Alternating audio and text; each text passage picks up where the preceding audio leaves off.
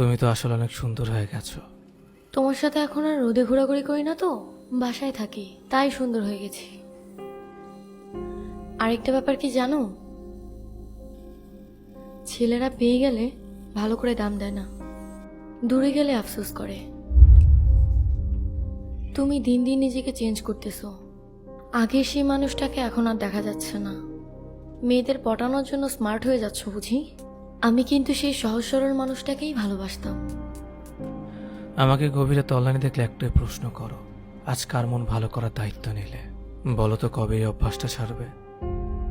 আচ্ছা, আমার মতো করে তাদের মনও ভালো করে দাও, তাই না? তুমি তো তুমি। প্রশ্ন আরো করছি, কিন্তু তার জবাব দাও। কোনো মেয়ের সাথে কথা বলো এখন, আমার মতো কেয়ার করে, বকা দেয়?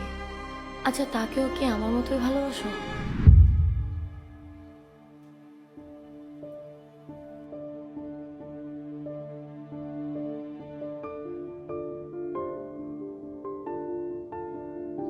ইস, তোমার চয়েস কি বাজে হয়ে গেছে আজকাল।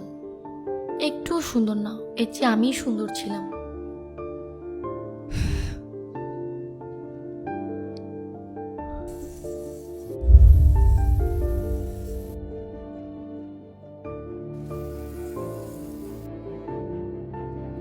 তোমাকে রিক্সায় দেখলাম সেদিন, টি শার্ট পরা একটা ছেলের পাশে বসে কোথায় যেন যাচ্ছিলে, কথা বলছিলে আর হাত নাড়ছিলে।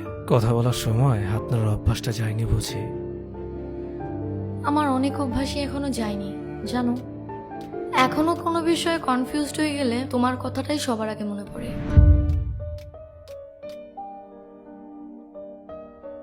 সে সারা রাত তোমার সাথে ফোনে কথা বলে, তাই না?